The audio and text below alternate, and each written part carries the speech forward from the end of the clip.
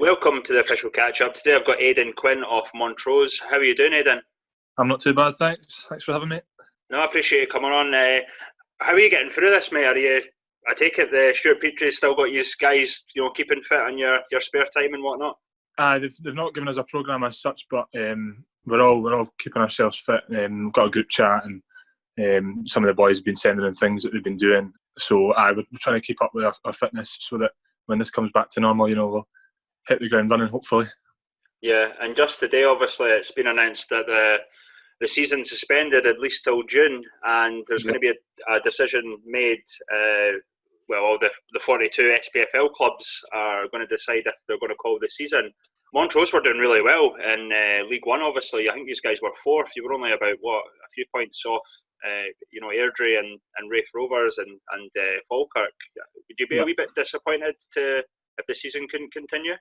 Yeah, I'd be absolutely gutted if the season got finished before the end, because we have been flying recently, been in really good form, and obviously we're pushing for that playoff place and possibly even more if we could catch Raith or Falkirk, the teams above us, because we're not that far off them, and we had them still to play. We had Falkirk, Raith, every team still to play basically.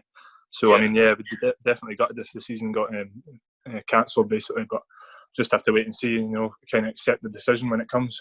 Yeah, and I've been following Montrose a wee bit more this season because obviously Blair Lions used to play in the Lowland League for Stirling Uni, and you were kind of similar, obviously, with Heriot Watt, but before that you were at I believe you were at Lothian Thistle, who are well known for basically helping develop young footballers. Am I right in saying that?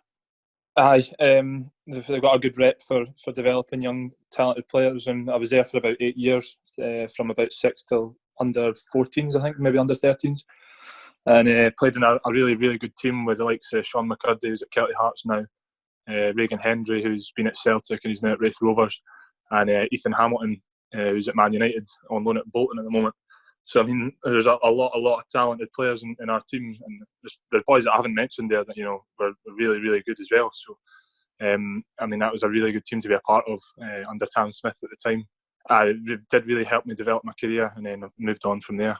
So it was good. Yeah, and we've seen, obviously I mentioned Blair Lions there. I'm quite fond of Blair. Obviously I kind of miss talking about him, but he's some player, and you've both sort of moved on from uni teams, obviously your time at Heriot Watt, and Blair was obviously at Stirling Uni.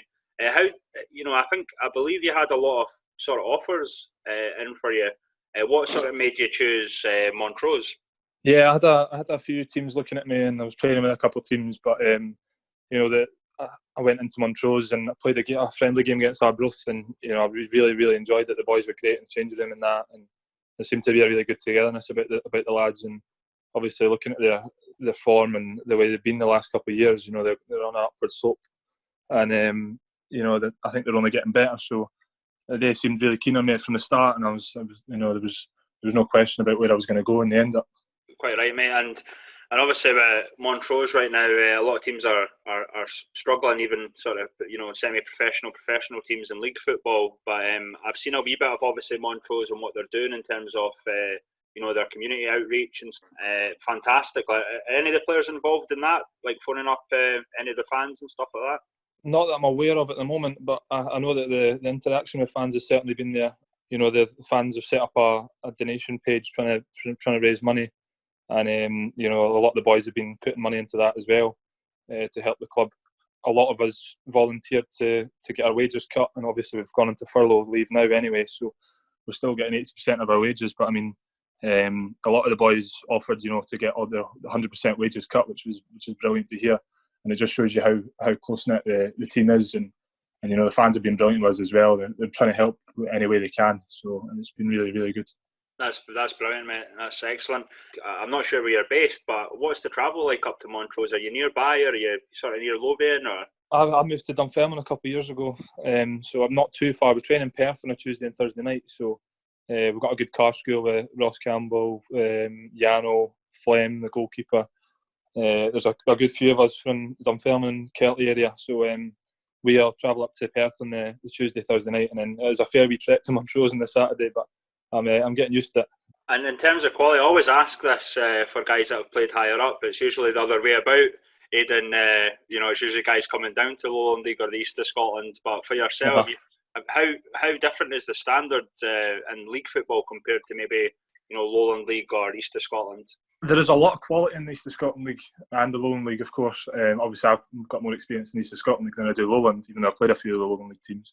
But there's a lot of quality of young guys coming through each team, and I'm sure a lot of more boys could make it, because the jump it's not massive. There is differences. I mean, the players are a lot more clever and experienced, and probably a lot fitter as well. But I don't think there's a huge jump between the Lowland League and the professional leagues. I think maybe some of it's just to do with a bit of luck. If you get that chance like I did, I got my wee trial, and then I've not looked back since. But yeah, I think it's not a massive jump. So I definitely think more boys could do it.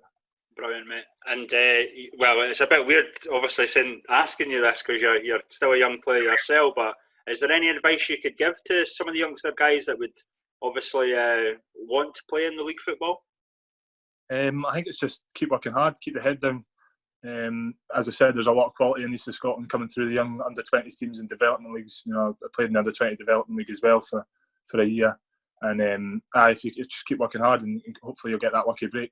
Or Montrose themselves, how have you found the whole experience this season? It's been brilliant. The boys have been different class with me since I came in. I was obviously a wee bit sceptical about coming in from a university team straight into a professional team, but as you said, Blair Lyons was there, so all the boys have been really good with me, helped me settle in nice and quickly, and it's been really enjoyable so far. Yeah, have you got any sort of memories that stand out from this season?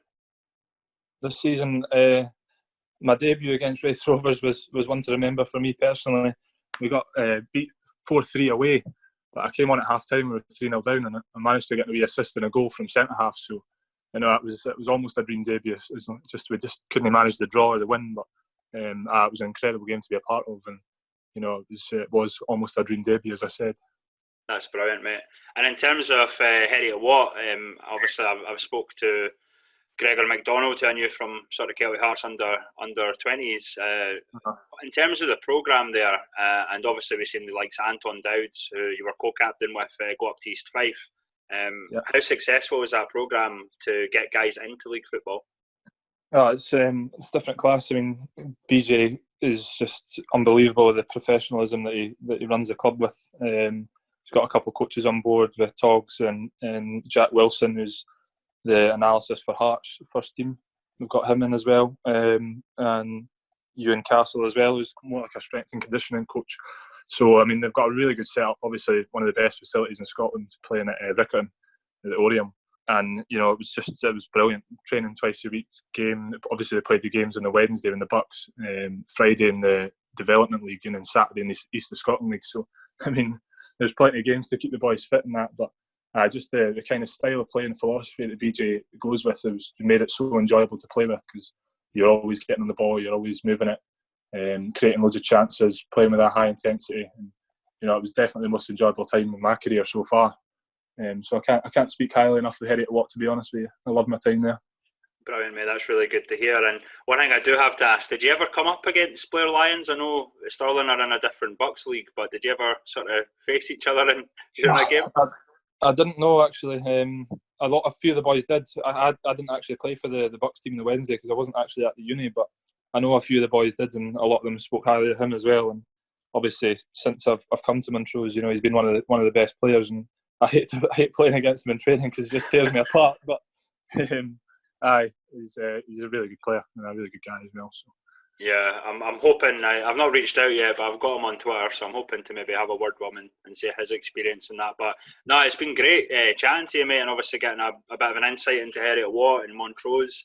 Where do you see your future going in terms of football? Are you hoping to stay at Montrose? You got higher aspirations? Well, obviously I'm only just in the door at Montrose, so I don't want to get too far ahead of myself. I'm really happy here at the moment, so and that's what I'm focused on. Obviously, any footballer wants to get as high as possible, so that is my goal. But really happy at Montrose at the moment, and hopefully we have a successful near future. Yeah, brilliant, mate. That's good. And as I said, mate, I appreciate you coming on and chatting. It's obviously good to talk to some league footballers as well as sort of the guys that have been there and done it, and obviously guys at this level as well. Stay safe, mate, and all the best for the future, bud. Thank you very much, you too.